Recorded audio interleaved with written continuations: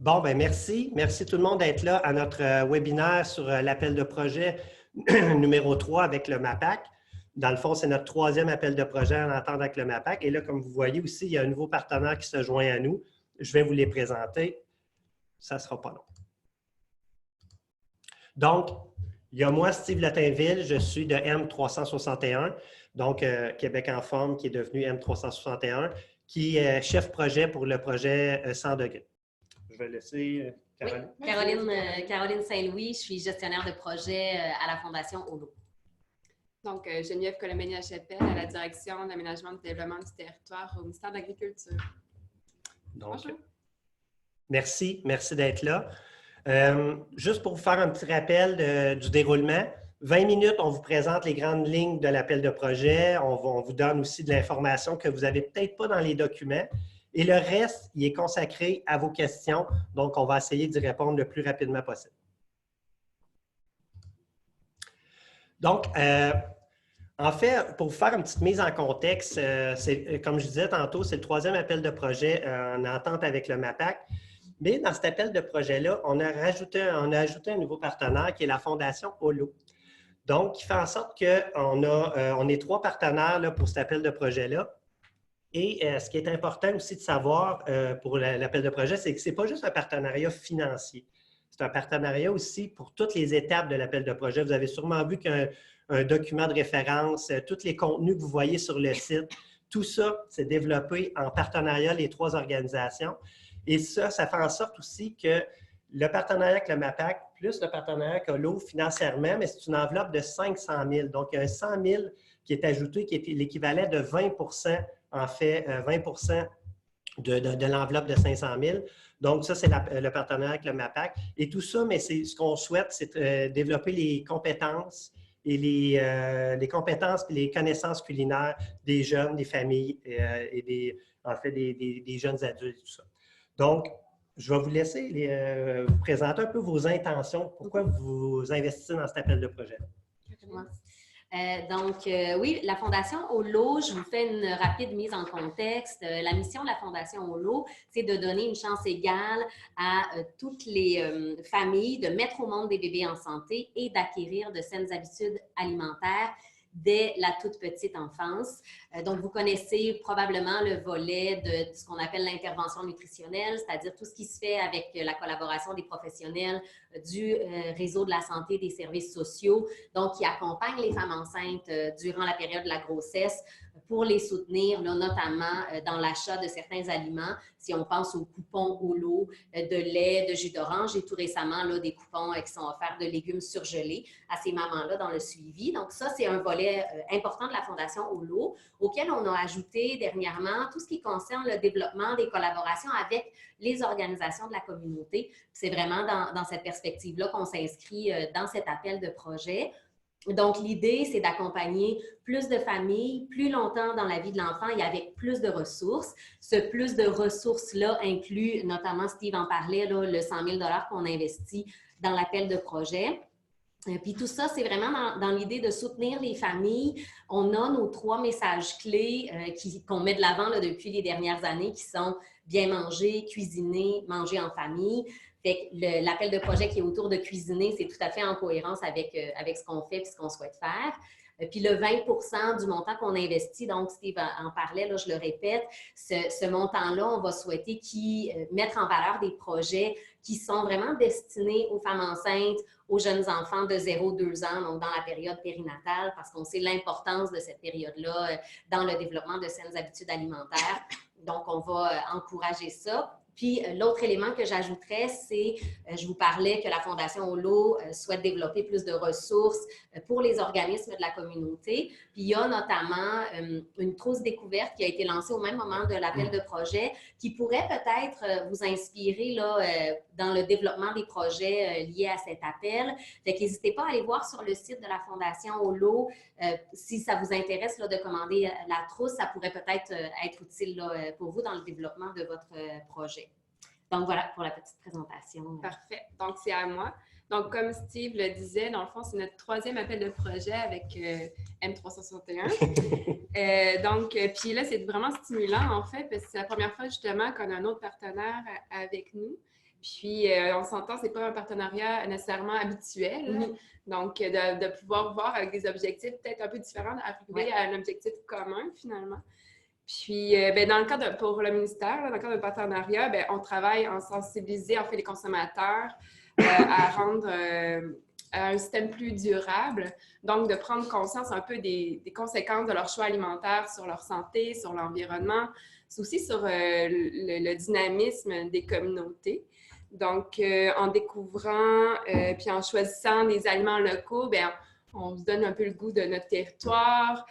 Aussi, on choisit non seulement de favoriser aussi la vitalité des collectivités. Puis, le développement, il faut dire, dans le cadre de la politique bioalimentaire, alimenter notre monde, dans le fond, on va dans ce sens-là. Le développement des connaissances et des compétences alimentaires des Québécoises et des Québécois, surtout en milieu scolaire, ça fait partie des pistes de travail de la politique. Puis donc, il importe que les jeunes puis les moins jeunes se rapprochent davantage de ceux aussi qui les nourrissent, en fait, là, que derrière chaque aliment, il se cache une personne, une famille. Puis donc, on souhaite que ce 3e appel de projet GLS soit stimulant pour vous aussi, puis vise à favoriser justement l'adoption d'une alimentation saine, locale et éco-responsable. Donc, c'est ça. Très bien. Donc, un peu le contexte dans lequel s'inscrit cet appel de projet-ci. En fait, la perte de connaissances culinaires, ça préoccupe les autorités publiques, non seulement au Québec, mais aussi ailleurs. C'est sûr qu'on peut penser justement le fait que les gens sont plus portés à prendre du prêt à manger, des conséquences que ça peut avoir sur leur santé, mais aussi au-delà de l'enjeu de santé publique, il y a aussi la perte de connaissance de la provenance des produits, puis comment aussi pouvoir les conserver, comment s'alimenter puis cuisiner au fil des saisons. Donc, pour renverser la vapeur, cet appel de projet-là, dans le fond, on vise à offrir aux familles, aux jeunes, des occasions d'apprentissage, des expériences aussi, de découverte sur le plaisir de manger des aliments locaux, saisonniers, puis tout en représentant aussi des choix économiques. Donc, j'ai présenté presque l'objectif, là. Mais plus spécifiquement, comme vous le trouvez dans le guide de référence, l'objectif de l'appel, c'est de soutenir des projets permettant de développer des compétences culinaires, des connaissances bioalimentaires aussi des familles et du grand public par le biais d'activités axées sur les notions. Là, on est vraiment plus sur la cuisine. Donc, la cuisine maison, l'importance de faire des choix éco-responsables, de valoriser des aliments bases locaux, le patrimoine aussi culinaire à travers ça. Puis quand on parle d'éco-responsable, ça peut être aussi, on parle de gaspillage alimentaire, donc comment cuisiner pour moins gaspiller aussi. Donc, c'est ça. La parole est à Steve. Je pense que c'est à moi. Ah, oui.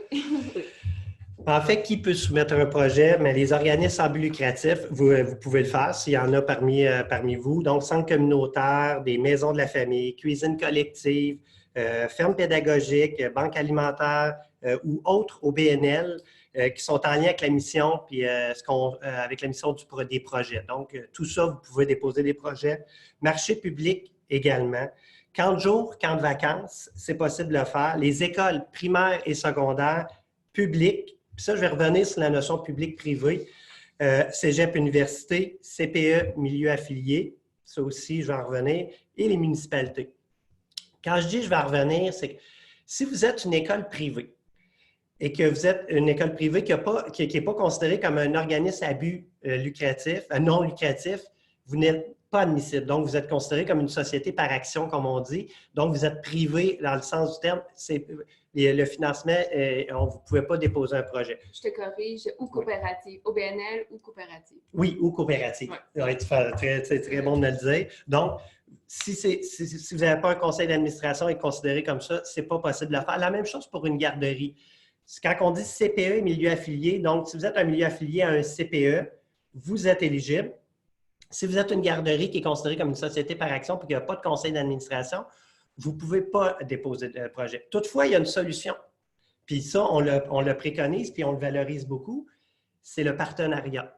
Donc, si exemple, le projet se passe avec les jeunes dans un organisme qui est admissible, puis vous êtes des collaborateurs, c'est possible de le faire. Mais pour déposer un projet, vous ne pouvez pas déposer un projet comme organisme mais vous pouvez être partenaire d'un projet et les jeunes peuvent peut-être en bénéficier, mais vous ne pouvez pas déposer de projet. C'est des projets allant jusqu'à 7 000 $. Donc, si vous faites le calcul, 500 000 environ allant jusqu'à 7 000 $, c'est environ entre 75 et 90 projets qui vont être retenus dans cet appel de projet-là. C'est très intéressant. Donc, il y a de la place là, vraiment pour plusieurs projets qui vont être retenus. C'est du 15 octobre. Ça a commencé il y a environ 2 semaines et vous avez jusqu'au 22 novembre pour le faire. Puis je le dis, attendez pas le 22 novembre à 4 heures. Ce n'est pas une bonne idée. Fait que, si vous êtes en mesure la veille, le 21 ou le 22, le matin, mais par expérience, quand vous attendez à la dernière minute, des fois, il arrive des pépins, puis c'est pas jojo.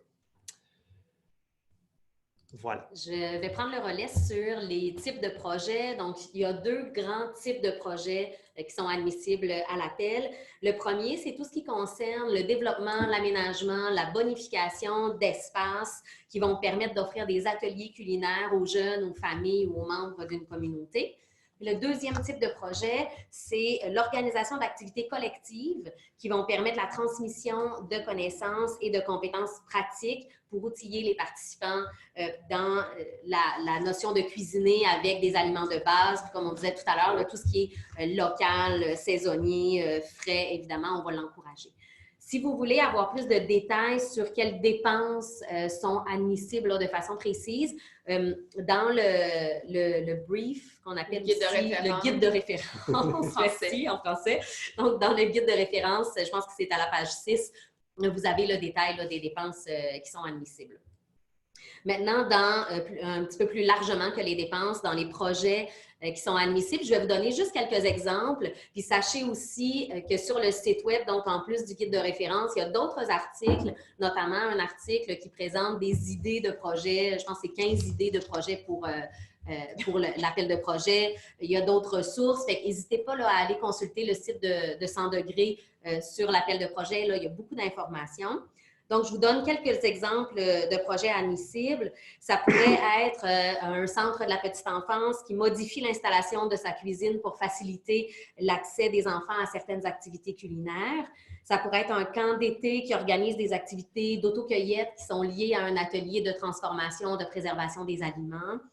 Un organisme communautaire qui offre des ateliers de découverte des aliments d'ici avec des nouveaux arrivants. Ou encore une maison de la famille qui, en collaboration avec le CLSC, organise des ateliers sur l'alimentation du poupon. Donc, ça vous donne quelques idées. Puis, comme je vous disais, n'hésitez pas à aller vous référer aux documents sur le site web.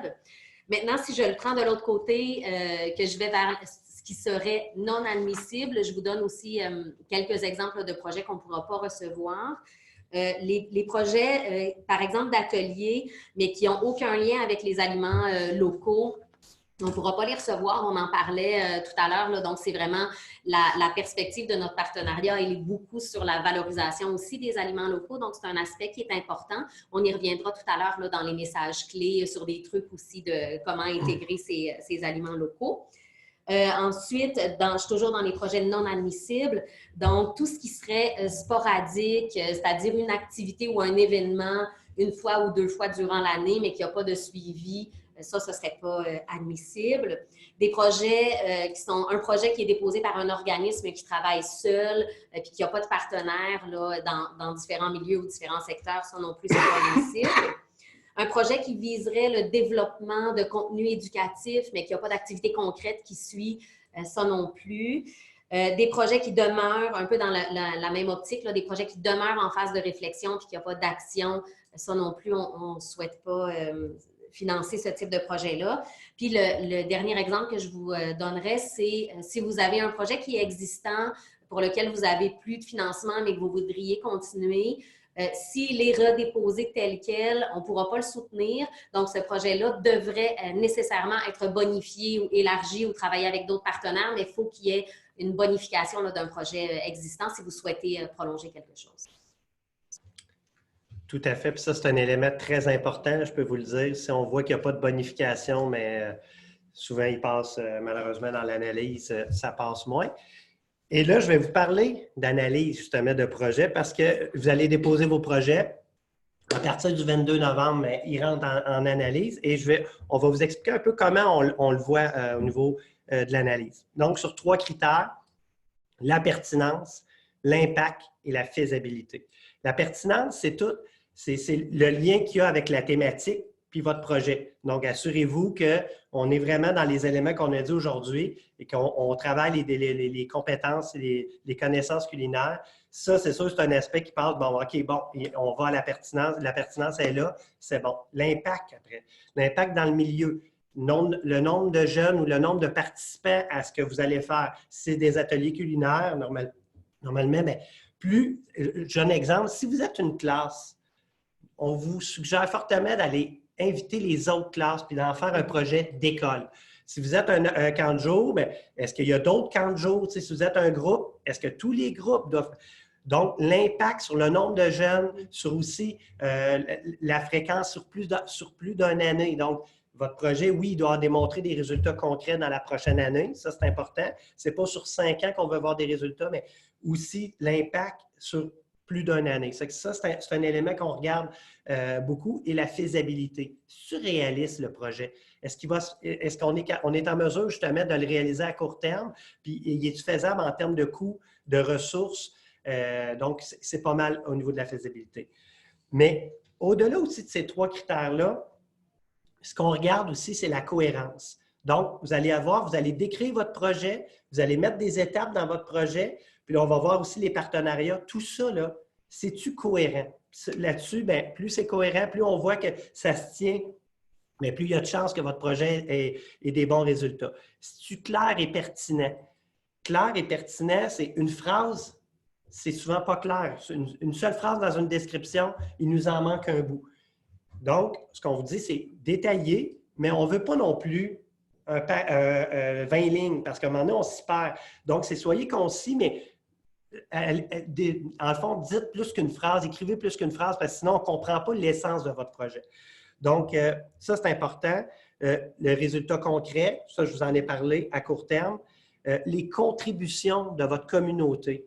Si on voit qu'il y a de la contribution en ressources humaines, en financière ou en matériel, puis qu'on voit que, dans le fond, nos deux partenaires financiers ne sont pas les seuls à investir, donc on voit une retombée financière dans les milieux, bien, ça aussi, ça a plus de chance. On ne dit pas, on le sait, des fois, il y a des organismes, vous n'avez pas, on ne dit pas financière absolument, mais vous dites, hey, on a déjà une cuisine, on a déjà acheté ça, on contribue à une ressource qui va collaborer. Pour nous, c'est significatif. Donc, on le dit. Et finalement, l'expertise. Allez chercher l'expertise dans le milieu ou, si vous l'avez, démontrez-la à l'expertise. Nous, si on voit que l'expertise est présente, puis que les ateliers, puis le projet, il est basé justement cette ressource-là de partenariat et d'expertise. Ça aussi, ça donne des points. Fait que ça, je voulais vraiment le spécifier parce que ça a un impact après au niveau du résultat peut-être de votre projet, de bien vous fier à ces éléments-là. 15 octobre au 22 novembre, je l'ai dit. Période d'analyse 2 décembre au 10 janvier. Et vous devriez avoir les réponses à la fin février. Donc, faites-vous-en pas si vous êtes en février, vous avez déposé un projet, puis vous, Steve, je n'ai pas eu de retour. C'est normal. Le 28 février, on devrait être en mesure de vous faire un retour, le temps de faire toutes les étapes, de les faire approuver les projets. Il y a un comité qui se penche aussi sur les demandes. Donc, de faire toutes ces étapes-là va nous amener au 28 février.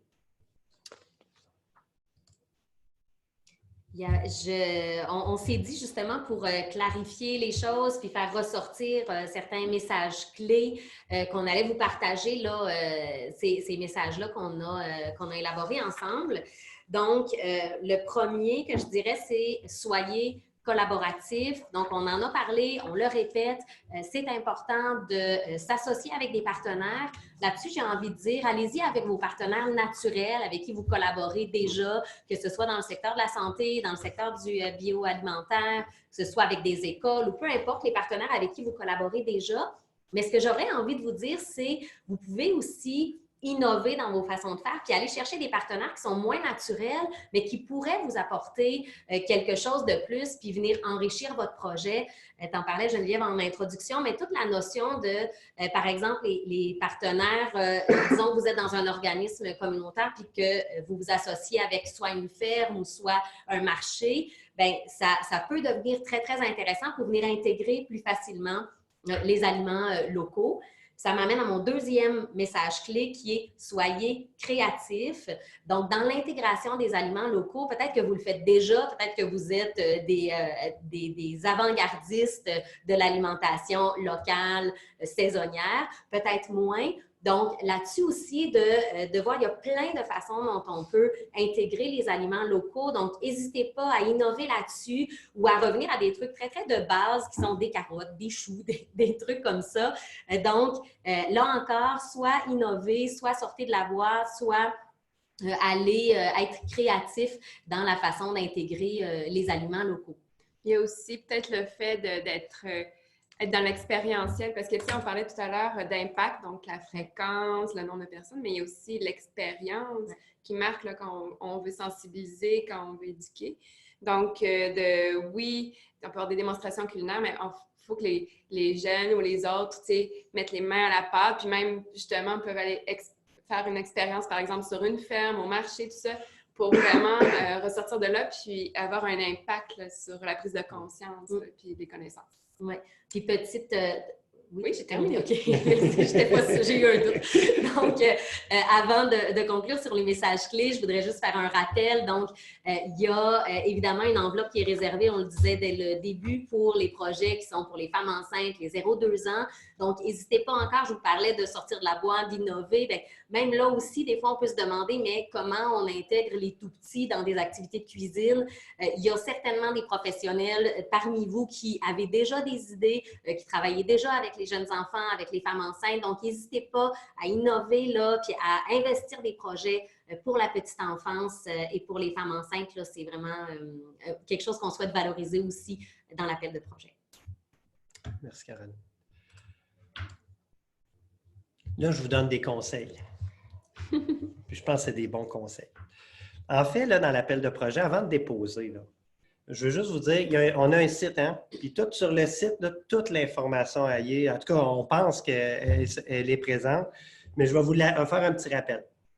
Donc, il y a la section financement, il y a un document de référence. Ce document-là, là, lisez-le. Toutes les informations, on l'a présentement ici. Là. Toutes les informations sont présentes. Là. Tu pourrais juste le montrer là, à quoi il ressemble. C'est ce document-là. Là. Absolument, quand vous passez à travers ça, là, vous devriez être quand même s'abonner. Il y a 15 conseils aussi sur le site, 15 conseils pour bien répondre à l'appel de projet. C'est 15 conseils que je vous donne pour vous assurer que votre projet, là, c'est le meilleur projet de la planète. L'année passée, j'avais fait une petite vidéo. Là, je l'ai faite par écrit. Liste à cocher aussi. Avant de déposer, j'ai-tu tout fait ces éléments-là? Allez la voir, la liste à cocher. Elle vous donne un bon indicateur si vous avez fait toutes les étapes. Il y avait le webinaire aujourd'hui. Donc, si vous êtes présent, c'est que vous êtes dans les bonnes étapes, vous avez l'information. Puis si vous connaissez des gens que je n'ai pas pu assister au webinaire, on va le mettre en ligne. Donc, la partie qu'on est en train de vous présenter, elle sera en ligne. Il y a un soutien technique de l'équipe de 100 degrés aussi. Là. Donc, gênez-vous pas. Si vous avez des questions, on est là. Donc, courriel, téléphone. Le courriel, là, vous l'avez dans le document de référence. C'est projet à commercial 100 degrés.ca. Il y a des ambassadeurs, je vais vous en parler aussi. On a une boîte de chat aussi. Donc, on peut répondre à vos questions. On essaie de le faire le plus rapidement possible, et on essaie de le faire live, mais on a la boîte de chat, vous pouvez poser vos questions là. C'est ça, comme je disais, courriel, téléphone. Et il y a un groupe Facebook ambassadeur. Donc, si vous êtes bien branché, vous prenez le temps de faire ces étapes-là, vous n'êtes pas obligé de déposer demain matin. Là, la vitesse de votre dépôt n'est pas nécessaire. Ça n'a rien à voir. Prenez le temps de faire ces étapes-là. Puis quand vous êtes prêt à déposer après ça, bien, vous pouvez le faire. Et là, vous êtes certain que votre projet il est bien. Mais pas à la dernière minute. Non, surtout pas. Je dirais pas de midi jusqu'à la fin, le 22. Des idées pour vous inspirer. Vous allez voir sur le site, il y a 15 conseils pour déposer le meilleur projet, comme je vous disais. Il y a 15 idées pour répondre à notre appel de projet. Donc, c'est des idées de projet, un peu ce que tu disais, Caroline, là, des idées de projet. Et aussi, il y a des ressources qui peuvent vous aider. Puis là, je vais juste faire un petit survol. Je pense que c'est important de faire un survol des ressources parce que ça, c'est assez important. L'Association québécoise des CPE, ils ont du contenu qui peuvent vous aider. L'Association québécoise de la garde scolaire, les ateliers 5 épices, il y a C'est moi le chef, les écoles enracinées, il y a la Fondation Holo, qui, avec la trousse, il y a quelque chose qui est très utile. Tablé des chefs, Fondation Tremplin Santé. Puis là, j'aimerais ça faire une parenthèse pour la Fondation Tremplin Santé.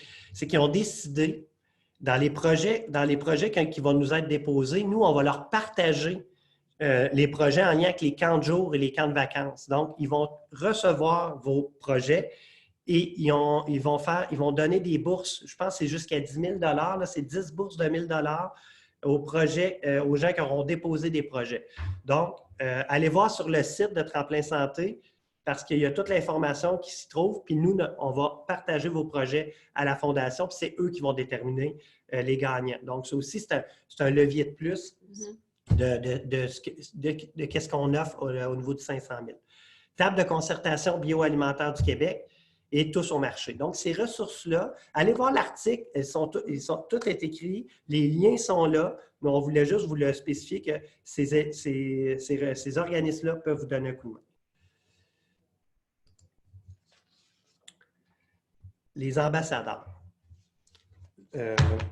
On a des ambassadeurs, comme on nomme un peu étoiles, là, mais des ambassadeurs ressources, en fonction aussi du réseau à lequel vous êtes. Et là, je vais y aller rapidement parce que je sais que le temps passe. On a Mylène Duplessis-Brochu de la Fondation Holo. Donc, tout ce qui est petite enfance, famille, grossesse, si vous êtes dans ce créneau-là, vous pouvez contacter Mylène, vous allez sur le site. Sur le site, vous descendez, tous les coordonnées sont là. Vous pouvez contacter Mylène, elle peut vous aider dans votre projet, vous référer sur les bonnes ressources. Donc, à ce niveau-là, Marie-Claude Baudet des producteurs laitiers du Canada, Petite enfance, alimentation. Muriel Vrin, environnement, communautaire, agriculture. Philippe Grand de la QCPE. Donc, tout ce qui est petite enfance, les CPE, Philippe peut répondre à vos questions, vous aider. Hélène Guéraud, la tablée des chefs. Donc, tout ce qui est éducation, habileté culinaire. David Poirier du Réseau Agriculture urbaine du Québec, le ROC, tout ce qui est achat local, communautaire, agriculture urbaine, parce qu'on le sait, l'achat local, c'est un élément clé du projet. David peut vous orienter, peut vous aider dans la réflexion. Lucie Lorrain de l'Association de la garde scolaire. On a Jean-Sébastien Reed, qui est aussi au niveau de l'école communautaire entrepreneuriale, tout ce qui est volet entrepreneur, donc il peut vous aider. Puis Martine Carrière des ateliers 5 épices. Donc, avant de déposer votre projet, on vous conseille de oui, effectivement, de consulter un ambassadeur, puis juste valider certains éléments. Là. Parfois, ça peut juste confirmer que vous êtes sur la bonne voie ou « Ah, je n'avais pas pensé à ça », bonifier votre projet. Et je la donne, la stat, parce qu'elle est importante. Là. Les projets retenus, 80% des projets qui ont été acceptés ont bénéficié de l'aide d'un ambassadeur. Donc, profitez de cette opportunité-là. Puis oui, je vous ai nommé les ambassadeurs comme ressources sur le site, mais ça peut être un ambassadeur de votre région également. Là. Vous dites, hey, je connais quelqu'un du centre de santé, une nutritionniste ou un partenaire, ça peut être d'un réseau que vous connaissez. C'est correct aussi. En fait, consultez un ambassadeur parce que c'est une nouvelle tête qui peut venir vous aider justement à finaliser votre projet. Puis faites-le quand votre projet il est comme bien campé. Là, vous dites, ah, je pense que là, on a quelque chose de bien. Puis après ça, s'il y a des questions, dans le fond, il pourrait bonifier à ce niveau-là. Donc, je pense qu'on a fait le tour. Fait qu'on va être rendu à la période de questions. Donc, je vous remercie. Là, vous restez en ligne. On va terminer l'enregistrement et ensuite, on va répondre à vos questions.